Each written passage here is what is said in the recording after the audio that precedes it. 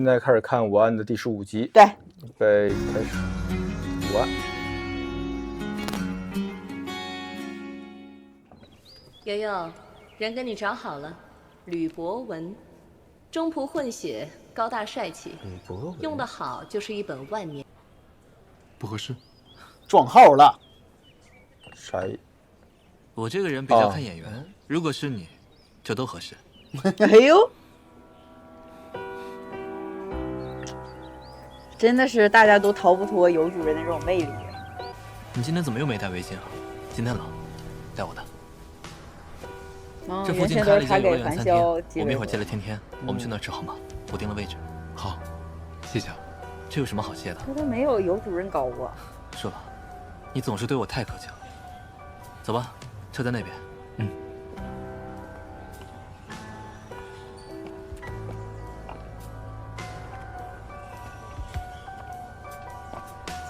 走了樊潇搭的这个。这个隐喻哈，也是迈巴赫。悠悠门口太堵了，我们走过去吧。好。哎，小心！正好看见了，撞上。没事。哎呦，还是个热心肠。你当不行啊，这是他？都是幻觉。樊潇这摔倒。不要。医院的味道，我不喜欢。但是三少病了，我怎么都是要来看看的。樊潇，他把他打了。我操！樊潇，你他妈给老子玩阴的！现在装什么好人？话可不能乱说。三少这不是在冤枉我吗？三少拿我当朋友，我落魄了，还一直约我小聚，我感激还来不及呢。怎么能害你？老子他妈报复姓尤的，你替他出气，你们俩可真是伉俪情深啊！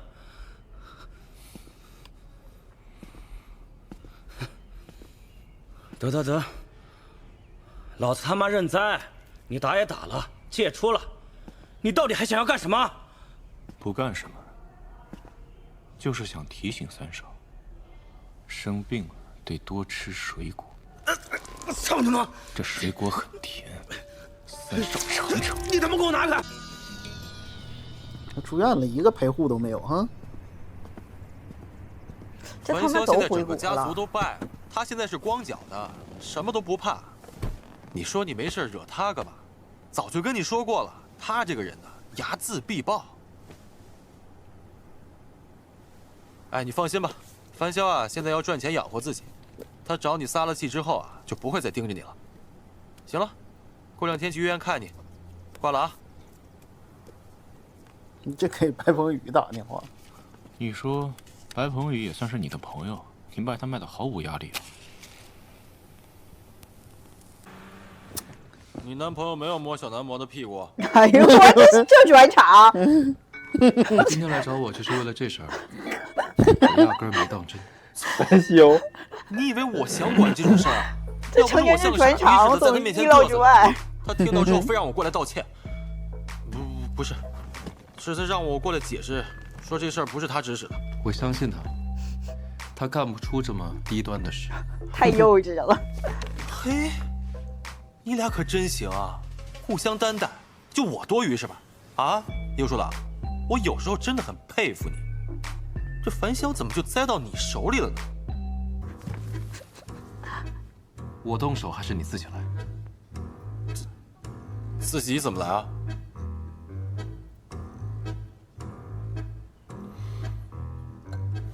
哎呦我哪这玩意打啊？刚吧，这屋里也没有什么其他工具，好歹见点血吧。我用壁纸刀改个口行不行？这玩意打不得打死啊！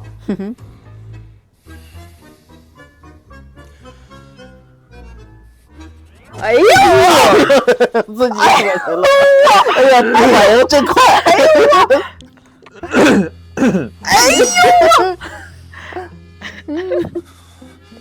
别躲，一次不成就多来几次。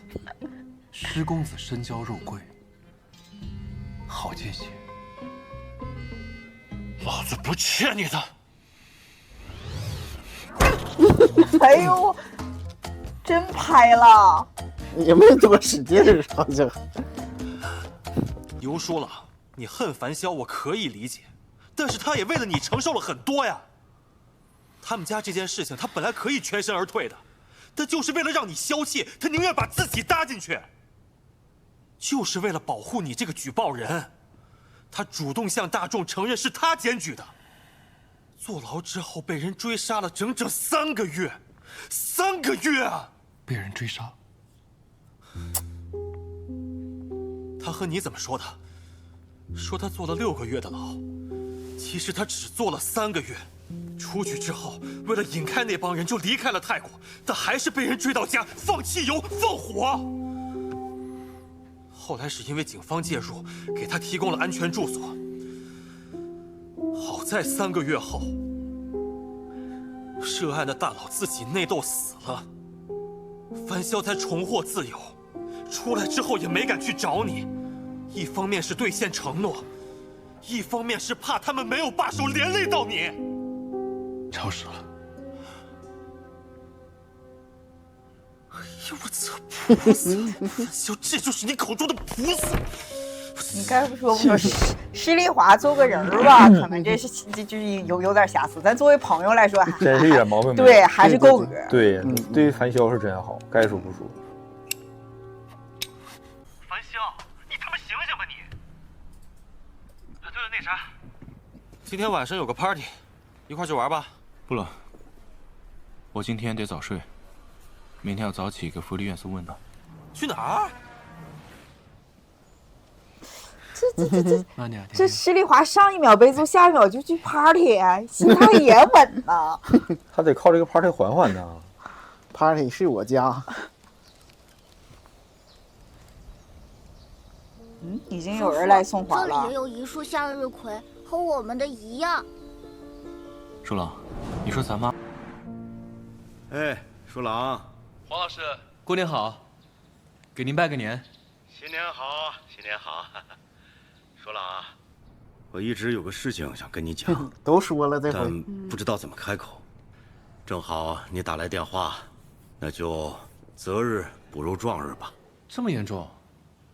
那要是让我加班的话，我可是要双倍工资的。3倍啊，我给你过年3倍工资，只要你不恨。不能扰乱市场行情。那肯定得恨你啊！毕竟我尊师重道。老师，您说到底什么事儿？过完年呀，我就卸任长岭药业总经理，你来接任。老师，既然您已经做了退休的决定，那我支持您。但是，由我来担任不合适，我没有什么资历，我现在还是一个在职研究生。您可以找到比我更合适的人选。没有资历，但是你有能力。你对长岭有感，没想到他投资了那么多，而且都转成了股份，记在你的名下。现在你的每一笔分红都记在公司账上，你可以随时取。樊潇说，3年之后再告诉你。3年之期已到，到那时候，你可能就把他忘了。现在到3年了，没有半年这份补偿，6个月，6个月。老师，您觉得这种补偿有用吗？好久不见了啊！来来来，走一个，走一个，干杯！游子，今天怎么过来的？我几百万的豪车，还配了专门的司机。地铁，真的假的？公交啊，521路公交车。地铁得上千万。我去接你吧。哎呀，这些年啊，我是吃够了女人的苦，要吃点男人了。兄弟情深。哎，也不是随便哪根草都行了。开玩笑的，打牌去。你断了，舍不得让他抱有希望。下了好多次决心断了，但始终舍不得。这不就纯渣女吗？这样的人，越是缺什么，就越是憎恶什么，甚至有时候都分不清到底是憎恶还是你看看向往。跟他把范潇一这个话样。对，赵世成，我舍不得又放不下，怕伤了他，也怕碎了自己的梦。那你就这么吊着他？我没有吊着他，是他还爱着我。他要是不爱了，我做什么都没有意义。嗯哼，说他了。所以，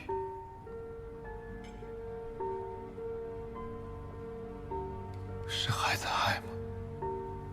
拜拜。拜拜，拜拜，走啊！你慢点啊！拜拜。那我先走了，游子。好，下回再聚啊！拜拜，拜拜。所以是还在爱吗？真不用送啊！觉着我这窝边草质量不行？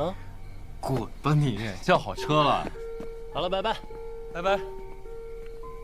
既是问樊潇，也是在问自己吧。问自己吧。你好，需要点什么？白酒，白酒，度数最高的。好。二锅头。哎呦，先生没给钱呢。还需要点其他的吗？哎呦我去！这，哎呀，这个小屋是有点那啥呀。哎，放纵啊！大晶呢？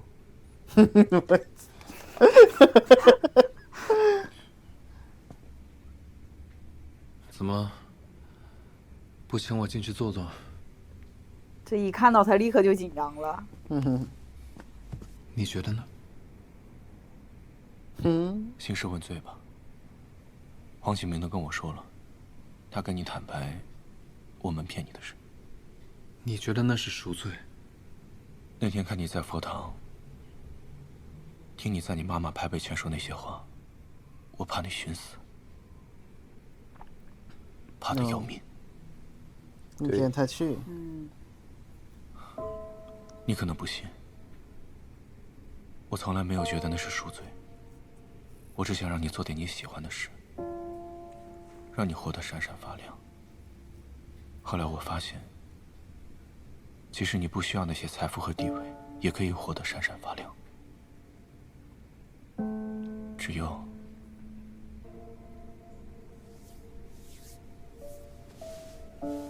你那冷，过来坐吧。哎呀，哎呦，哎呦，给机会，大哥真给机会。哎呀，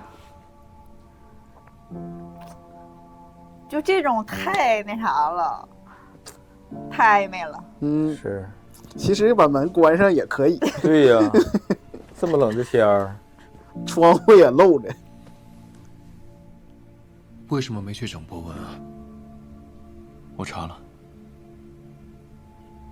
人挺好，比我强。那他要是不好呢？就算你要怪罪我，我也会修理他。要让我痛苦，真的不必多此一举。我已经很痛苦了，我知道我有罪，所以我罪有应得。但我求你，能不能给我一条活路？真的没有必要千里迢迢来让我想起那晚的事。所以，他这个是有那晚你真的在剪的地方吗？还是那晚？对啊，我说了，每个新年都会陪你。那晚，即使不在你身边，被剪掉了吧？有可能。所以你也确实看到了，那天晚上满天的烟花把你们两个照得清清楚楚。先哭为敬吧。我会听话，会乖。我不说一句谎话，不耍任何手段，绝对不会再骗你。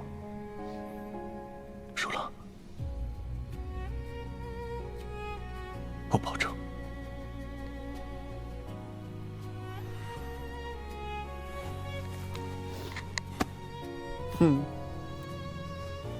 不是要上我吗？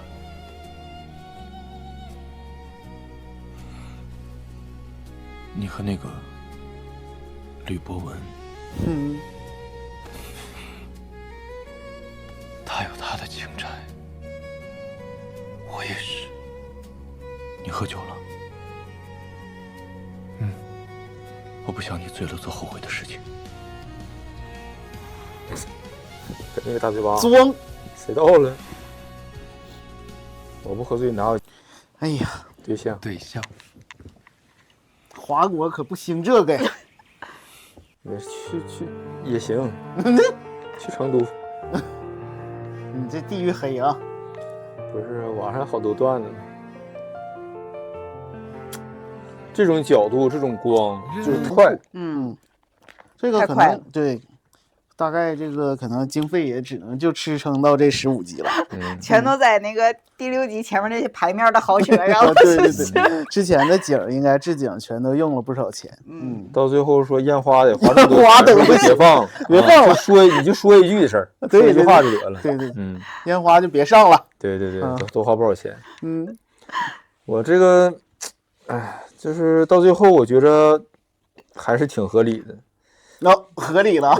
哎呀，这不是就是可以接受了吗？你们对你们俩来说，对于正常人来讲是能接受的。说实话，就你设身处地，如果换位思考一下的话，是能接受的。就是果然不愧是华贵第一人。就是，你就是之前你说的多硬气啊，或者怎么样的。当然了，你要是说就是恪守这个那啥，倒是没问题，就死硬嘛。但是就他设身处地的站在他那角度来讲的话，我觉得，因为他也的确爱他，对，就是他的确是爱樊潇，对，没错。然后我觉得，然后又不光是那一个事儿了，不光是白婷那一个事儿，然后又说这个追杀的这个事儿，然后他跟黄老师，然后当时看他状态不好，就是说。骗他就是挽救他那个事儿，包括后来的种种吧，这么长时间，我觉得他是能感受到的，就是说樊潇对他的这个爱也是一样的，然后他眼看着樊潇也是在变好，也不是说变好吧，现在跟以前不一样，然后他也能看到他就是说他对黄博文，不是黄博文啊，什么博文做这个事儿，就是说他能克制住自己，不是说要去掌控他。而是说要放他走，既然你放我了 ，OK， 那现在我就要来找你了。我觉得就是那种感觉，你放过我了，我就一定得纠缠着你了。因为他也知道自己心明镜似的，就是自己还是爱他的嘛。所以这块我觉得好像可以。这个就是反正最后的从13集过渡到14、15集，14集我觉得也不错。15集应该略显，就是因为他想结尾了，就是他可能稍微有一些仓促，就比如说就像我们说的烟花的这个那啥没有，然后就是几个置景的场景有点太快了但是就是这个和好啊，让你就是喜欢这个结局是没问题的，因为这个其实我们也预料到了，肯定会有一个，就是已经过渡到这个程度了，它一定是有一个大团圆的结局，让你可以接受，然后也没有了那么多的这个，哎呀，这是坏的事儿啊，或者是什么样的事儿，我估计就是说，但是他说要演番外了，是吧，叨叨？好像是。对他马上要出番外了，我觉得番外会有一些补充，就是说他这个正剧里面的，就是结束的稍微早了一点，然后呢，他把一些东西，比如说番外可能他也要出个10多集，然后他要演，就是我大胆的想象一下子，就是说他可能会演一些这个，就是我们没看到是张弛跟徐宝天那块到底咋回事，然后呢又没看到这个他跟博文的这边是咋回事，然后或者还有那个樊潇被追杀的情况是什么样的，也许这几个就是都会加进来，然后也大胆的期待一下。确实这个置景和画面，这个我感觉属于就是又上了一个高度吧，不说跟谁比，就是说只从画面的角度，还有这个演员的感觉也不错。我估计很多人觉得最开始他不太火的原因，可能是这2个演员都是比较属于特别耐看型的，然后需要个几集的这个铺垫之后，才觉得这个演技非常好。然后就是这个编剧这块也非常出色啊，这个整个但是这个编剧这个整个我觉得是前面就是可能是改编的非常好，然后后面就是肯定是某些经费有限啊，或者是赶工啊，我估计他要上有点着急了，所以说他就给你给到15集这种情况。因为最近这个 BL 剧都大火嘛，然后他比较仓促，他一定得那个赶档期上来，所以说最后一集可能说就是稍微有一些赶，但是瑕不掩瑜，我觉得还是不错的。下一位。到我说啊，就是我是之前是那个。就是大家在后台推荐嘛，因为我们最开始是不知道这个剧的，然后有推荐，然后其实我当时是在平台上，也就是其他平台上也刷到了片段，然后我当时还跟他们说，就是我最开始就是看到这个片段，就是头1、2集的时候说，就是他俩点烟那会儿，我说那会儿拍的太好了，还有一个就是他给他递烟的那块儿，就是在那个洗衣间，然后对搭他的手，然后那个他点了他一下，然后他就接过烟的那个，就是这，然后还有一个就是我特别喜欢的，就是有主人钻进樊潇车里的那个镜头，当时也跟大家说过，就是这几个镜头是我当时看到那个就是片段集锦的时候是看到的，非常喜欢。对。然后我们当时因为后台有推荐嘛，然后我们当时就说之后要锐这个，然后所以就是不敢再看了，对，就不敢再看了。然后我当时也跟他们说，我说前面就看的这几个镜头，我觉得质感很好，而且就那种拉扯或什么的，就让我就是这几个片段就被吸引到了。然后其次的话就是之前也说过，我说那个。这2个演员其实是某些方面是在我的审美点上，尤其那个尤主任，就是那个就是他的这个，就有的时候我看的时候就会情不自禁的微笑，因为我就觉得好像是那个就是太美了，就不是帅，就是很美，然后就会就是看到他就情不自禁就感觉赏心悦目的那种。然后就是会觉得会理解那里说的，就是为什么就是很多人是对，就是像这里很多人都喜欢他嘛，就是妖孽，对，就能够理解。然后就是对，然后其次的话，我就说这个人物，就是我最开始我喜欢就是尤主任这个人设，是因为我觉得就是他很善良，然后呢，他还靠自己的能力去走出了就心里的阴霾，然后但是他呢就是他不是那种所谓的老好人，对，老好人，然后就纯善的那种，就是他也会就是你欺负我，那我就自己去报仇，比如像他打那个薛宝天，然后他打那个白三少或者什么，就是包括后来就是那个施丽华这块，就是你欺负了我，那我一定要还回去，我不会是就是一直就像是那个被人欺负的这种。就是我不太喜欢那种就是所谓的白莲花或者什么的，就是只是一味的向善，要求人们一定要向善的这种。我觉得要有自己的底，对，一定要有自己的底线。那在这里的话，他是有自己的底线的，就是很善良，然后无论救人的或者什么的很善良，然后其次的话也有自己的底线，有哪些是对方不能触碰的。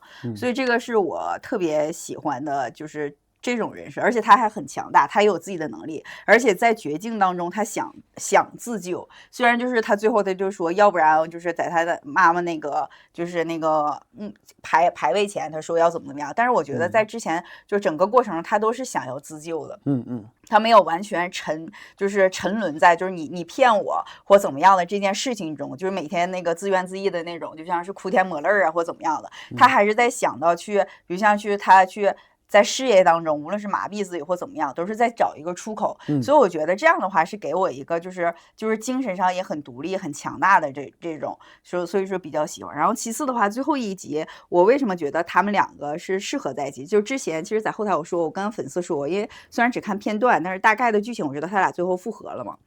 我说，首先是因为我觉得就是咱们之前都提到了，首先就是爱，就是他在这个过程中，我觉得是他在后几集，他是在确定樊潇的爱是不是真的，还有没有掺杂假的这个东西。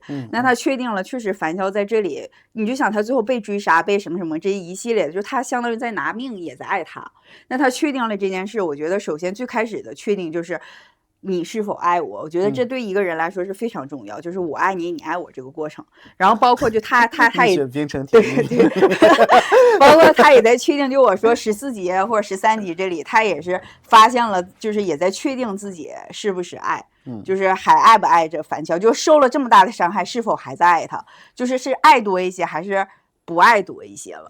在这个过程他也在确认，包括最后那集他在问，就是还爱吗？我说他是在问樊潇，也是在问自己，就我是这么理解的。他问樊潇，就是那个慧慧不也说了，是因为爱，就是对方才在乎你在做些什么。或者才能吊着你，就是如果他要是不爱了，其实你是渣男渣女，于他而言无所谓了。对，那么我觉得他在问这个还爱吗？是在问樊潇，因为樊潇就是这里看到他应该是就是通过后边台词，应该是没有再出现在他的生活，就知道他谈恋爱了嘛，他就可能没有在那啥，所以我就在想，他也是在问樊潇是否还在爱他，然后其次他也是在问自己是否还在爱。那这个爱的话，我觉得他肯定确定自己还爱，但是就是我觉得爱是因为他也尝试过很多次，一是就是像是离开樊潇。我就离开你，然后呢？但是他听到樊潇的消息，或者见到樊潇，还是会很激动，还是会有所触动。然后其次的话就是那个就是在他去找一段新的恋情，无论是什么样的。那么在这个过程，他可能还确定，就是我现在还是只爱樊潇，只爱。然后其次的话，就是我觉得他们两个适合在一起，是因为我觉得在这个过程中，他们两个都在变成一个更好的人，或者他们两个在一起会幸福。我才觉得他们俩适合在一起，因为我从来我的恋爱观不认为是你追我或者你付出的多，我就一定要和你在一起。包括两个人相爱，我也不认为一定要在一起。如果两个人相爱是彼此沉沦，变成更差的人，我是不觉得他们应该在一起的。如果在这个过程中，就是尤舒朗他就是变差了，他的情绪变差了，或者是樊潇他变成一个还是像过去那样人。那我觉得他们两个都不适合在一起，彼此痛苦。我觉得相爱只是因为你们爱的前提是在一起的前提条件，但不是必要条件。我觉得是两个人在一起幸福，以及两个人会变成更好的人，才应该相携在一起一辈子。那在这里看到樊潇因为和尤舒朗在一起，他脚踏实地的去挣钱。你看这里施丽华不跟他说，其实你的钱够了。包括樊潇他也说了，他说其实他现在有的钱够他什么保他衣食无忧一辈子。但是在这个过程中，他愿意就是想是自己赚钱。包括咱们觉得就是看到他的第一眼就感觉一下变得阳光了或怎么样。那么在这个过程中，我觉得是因为尤舒朗看到了樊潇，他变成更好的人。包括尤舒朗他也说，就是我渡不了你。你只能靠你自己。那么我觉得他是看到樊潇能够和他一起变成更好的人，那我觉得他们俩适合在一起。同时我觉得是因为尤舒朗在这几集看到，是因为还是樊潇才能给他带来这种情绪上的变化，或者是只有他和樊潇在一起的时候，他可能才会感觉到更幸福。那么我觉得这个是我觉得这个结局成立的前提，就是他们两个会变成更好的人，然后在一起幸福还相爱。才适合在一起。所以就是之前我跟后台是在讨论，我就觉得是你就是他爱他，他也爱他，他们相爱。然后其次的话，我觉得樊潇也是尤舒朗的解药，尤舒朗也是樊潇的解药，就是他们就是既是毒药也是解药。就是在这个毒的过程中，就是他伤害了对方，但是其次的话，在这个过程中，就是他们也逼出了心里的那个最大的可能是就是所谓的魔障啊或者什么的。在相爱的过程中，就是看樊潇就现在他说我不能再比如像这些，就是我不能发疯我不能再那样，我需要因为尤舒朗不喜欢，那么我要变成一个正常人，我需要怎么样？那尤舒朗在这个过程，你看他觉得自己是很孤孤单单的，或怎么样的，就是可能呢，就是他觉得是原先他觉得樊潇对他来说是上天给他的馈赠，然后他后来觉得是惩罚。但我觉得在这个过程中，樊潇发现自己真正爱他之后，给他重新构建了一个他想要的世界，而不是从樊潇的角度上觉得你应该要什么，而是你尤舒朗，你需要在这个世界上有牵挂，有什么，那么我为你构建起来，我重新就是给予你的世界，那你需要我离开我就走。所以我觉得是在这个过程，尤舒朗也看到了樊潇的变好以及樊潇的爱，那么他们两个在这个过程中就是会成立。所以就是我之前就跟他我说，就是在这个过程中就是这样。然后其次的话就是那个我觉得就是樊潇他不就说他是他的初恋嘛，就是尤舒朗是他的初恋。其实我是觉得就是有一句话嘛，就是年少的时候不能遇到太惊艳的人，一旦遇到太惊艳的人，其实之后都会去在想象他的样子。那么在这个爱情观中，我觉得在樊潇的爱情观中，可能都是游书朗去给他树立的，就是比如像是爱人是什么样子的，你需要给予对方什么样的爱，你需要怎么样的。那么他接下来其实他爱人的模样全都是游书朗来告诉他的，来帮他就是去告诉他是应该怎么样的。那么在游书朗在他身上投射出来的这种，那我觉得就是也可能也是游书朗就是咱所谓的教会了你怎么去爱，所以就是在这个过程中我看到的就是这样，我会很感动。就是前面你像他们那些爱恨就是纠葛呀，我觉得都很正常。其实我没有那么大情绪波动，相反，就是在最后的时候，他们两个在一起的时候，其实我是很感动，因为我觉得其实完成了双向的这种救赎。就是他不仅仅是因为两个人在一起了，我是看到了他们变成更好的人，或者是救赎了。包括你看那里他说的，就是我觉得他们两个都是因为对方是游书朗和樊潇而爱，而不仅仅是因为你是个男生，我是个同性恋我就爱你。你看他们在台词里不就说嘛，只要是你就是可以。对，樊潇他也不是因为啥，就是只要是因为是你游书朗，才对我才爱，一点也看不出来你是同性恋。对。然后你看游书朗那么强大，然后你看他不也是吗？他为了樊潇，他愿意做底下的那个人。就是你看之前那一集咱们不就说嘛，就是这件事情，因为咱们不太了解没接触，不知道对他们是不是其实这应该是很大的一件事，有可能，我觉得。包括他中间说我是 top， 那个 top 是不是就是上的意思？应该是啊，我觉得。你看他在跟那个博文在说的时候，就是我是上边那个。对。但是他跟樊潇在一起的时候，我就可以下边。可能只跟在樊潇在一起的时候才这样。对。所以我就是在这个过程中，我就觉得就是他们两个最后在一起，在我看来，我觉得成立是这个原因，而不仅仅是因为他觉得樊潇爱我就可以了。所以我觉得说了很多了，就是也可以那什么，针对这部剧，其实我们之前因为一直在瑞光园，所以说这个开始的晚了一些，对，然后这个光园结束之后，然后正好接档了这部剧，然后也是。也算给这个咱们这个 BL 剧画上了一个句号，大概好像这个看了几部了，这也然后光源也算，然后之前的这个动画片大家也都看到了，其实多少就是说这是我们没有涉猎过的项目，应该是属于就是没有原先都很少接触，不管说我们在。是不是连审剧的时候都没有过啊？对，就因为我们没有接触过。对我们做的东西都比较主流的那种，要不咋说我们也不火呢？小众 UP 主。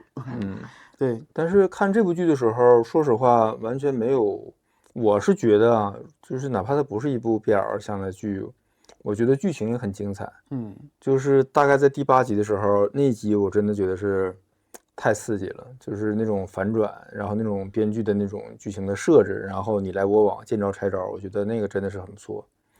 然后在最后这一集的时候，我觉得像刚才叨叨说的那个，他那个朋友那个慧慧，你看他说的话，就是那个游书朗能听得进去。包括这个施丽华，他说的最后你说就是5分钟让他来给那个樊潇做解释，这个话其实这个游书朗也听得进去。就是他这部剧里边没有废的角色，每个人都立得住，包括主角，包括这些配角，每个人都立得住。然后，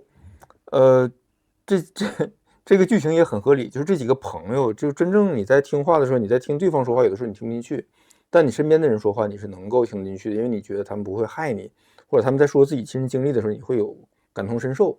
然后这2处情节，我觉得都是就让这个剧情很合理，我觉得整个这个剧是很能立得住的，逻辑能够立得住，我觉得这个是不错的一点。主要游书朗他这个人还是挺理智，你看他就在桥上就逼他弟弟逼到他那种程度，我真以为他要跳。对，就是他还能寻找破绽，他知道这个不是樊潇做的。你像正常像一般人的话，就是如果没有那么强大的那啥，他肯定是在想，就是我这时候还考虑谁不谁了，就是你樊潇，啥玩意都是你干的。但是这里除了黄老师摔倒那件事他冤枉樊潇了之外，其他他都经过自己冷静的分析来就是来辨别到底是咋回事。而且他的确很强大。就是我在想，如果是我的话，我心想真想就算了吧，就太闹腾了，就别整了，就跳下去死了得了，真的是就那种感觉。对，而且你又不就说嘛，就是我觉得喜欢这个角色，因为他一直在完成自我救赎，他一直在救自己。你看这里就是经历那么大的事儿，但是他从来没有说一直消沉，就是我啥也不干了，我就在家就是咱就这样。你看他一直有工作有什么，包括就是上班。对，你看多正向啊！樊晓想的也是赶快让你上班，然后对他想的最后是我也得找个班上，最后也太正向了。最后通过上了3个月班把病治好了。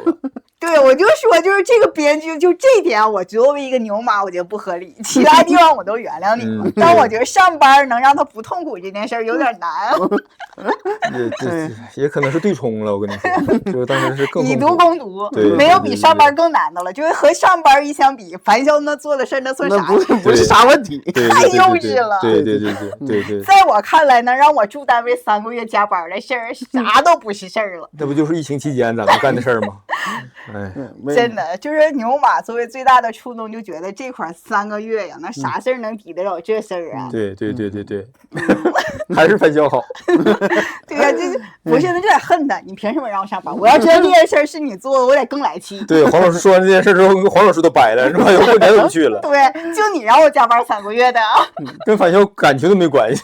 对，3倍工资。对，当然这边就是开玩笑了。但是也是真心话，就是就是他后边情节还是挺快的，等着番外吧，兄弟们，等着番外吧。这个要唠的话，真的是能唠很多。那希望大家给我们点赞、投币、加评论，然后这部剧我们先到这儿，希望下部再见，拜拜。